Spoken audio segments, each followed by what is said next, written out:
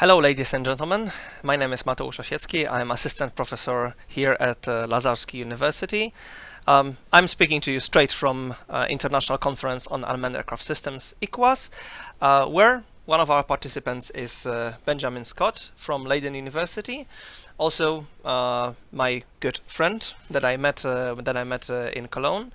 And since we are here together, Benjamyn, I would like that you say a few words about yourself to the public. What are you dealing with? What is your purpose of being here at ICUAS, your research?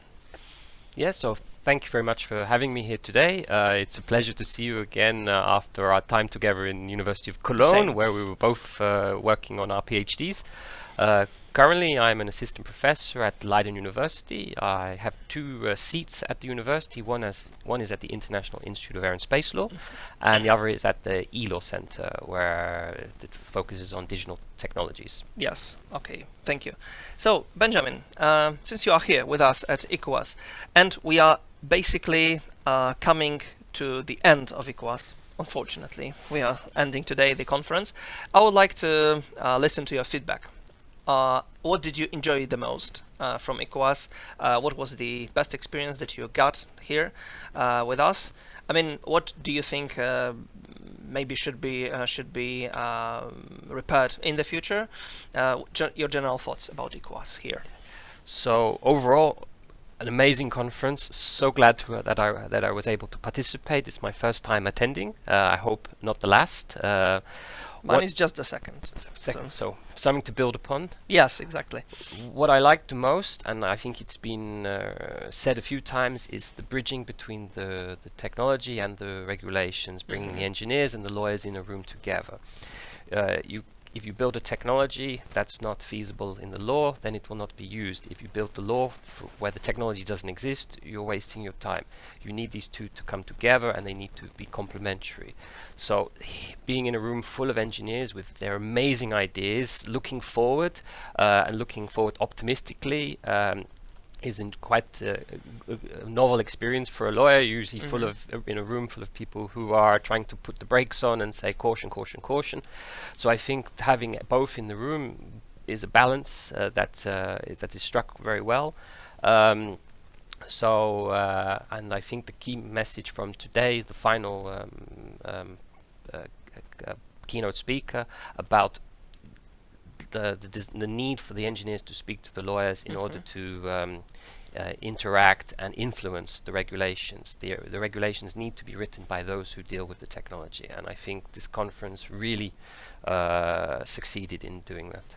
I mean, I fully agree with you, Benjamyn, because as I said, this is my second time. Last year I was on the edition in Dubrovnik, and I'm one of the co-organizers right now. I mean, what I really like is this interdisciplinary approach. Yes, that engineers and lawyers, and not only engineers and lawyers, we also have representatives of other disciplines, can share their ideas so that we both learn from each other. Right? That's also what I really enjoy.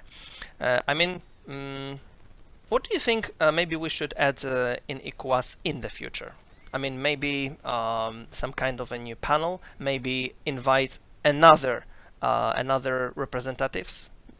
We had technology lawyers, but maybe something else. What do you think we should do in the future to make it even better?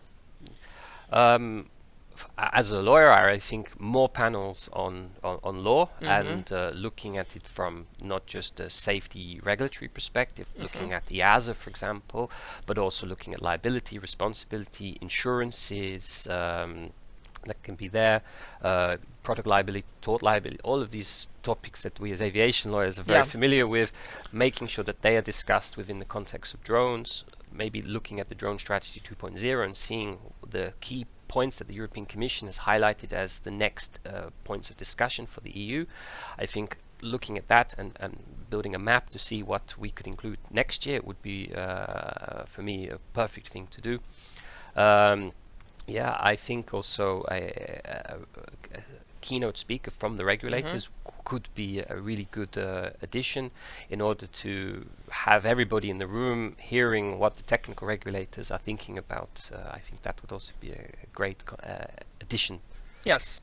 I mean, I'm really looking forward to this because I see that in comparison to the previous edition, we got even more lawyers on board. So I hope that in years we'll have this professional parity, at least on this level. Good. So Benjamin, I would like a little bit more again turn attention to your profile.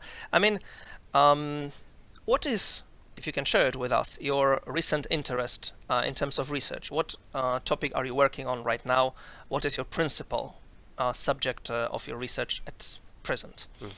At the moment, a lot of my research is on unmanned aircraft systems, which is no surprise as I'm here today. So at the moment, I recently got some funding from the Dutch government to get a PhD student. Congratulations. And this PhD student is going to look at the responsibilities and liabilities of the people involved in unmanned aircraft, so the remote pilots, the remote observers, the operators, but taking it out of the normal discussions of the Montreal Convention and the Rome Convention, but looking at things like product liability, and looking at the technical regulations from ICUAS to see what really are the rights responsibilities of these people. So I plan to spend the next 4 years with this student, building up a huge research portfolio on these topics, engaging with, having that student engage with all of the stakeholders to make sure that this research is practical and usable. So that's one key area. Another is I'm working on an ELSA lab, which is ethical, societal, legal aspects, and it's on drones again, but from a military perspective. So how the Dutch military can use drones in a legal, ethical way. So this is occupying a lot of my time as well. I also step outside of drones. I research on aviation cybersecurity, artificial intelligence in aviation, and any other new emerging technology and how this reacts and interacts with the aviation sector. Yes, I mean, I am very grateful that you mentioned that, Benjamin, because that's a good point for clarification. We lawyers do not only deal with like boring legal texts, we also try to look at like more innovative things like new technologies and modern technologies in from the legal perspective, which is really cool. So Benjamin, I would like here to wish you all the best with your research and also for your PhD student. I hope that the new topics that you are tackling will be still interesting for you and will bring a lot of desired effects for you and for the whole team of your research unit.